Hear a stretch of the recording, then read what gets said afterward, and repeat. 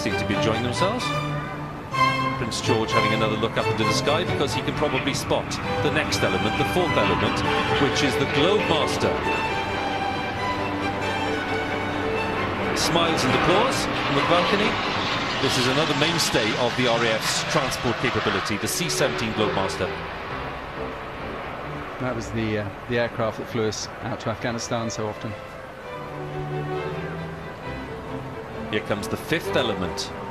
This is the Voyager, flanked by two Typhoon jets. The Voyager is the RAF's largest aircraft. It's used for air-to-air refueling and strategic air transport. And of course the Tornado GR4s from RAF Marham, the ground attack and reconnaissance aircraft. And we're all standing by for the seventh element, the Royal Air Force Aerobatic Team, the Red Arrows, based at RAF Scampton in Lincolnshire. It's their 54th season. Squadron leader Martin Pert in charge.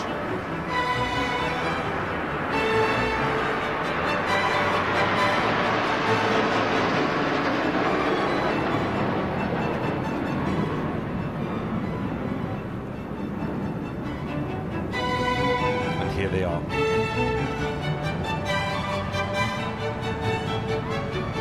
Always a dramatic sight, an inspiring sight at the end of the birthday parade. Look at that.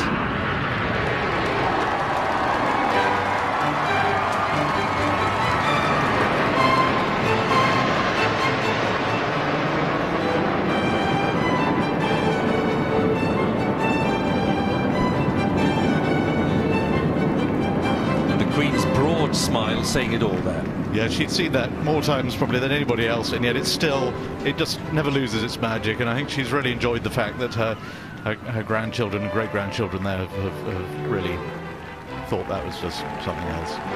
And I hope the RAF pilots saw them waving at them. Did you see them waving at the aircraft? It's fantastic. Great sight.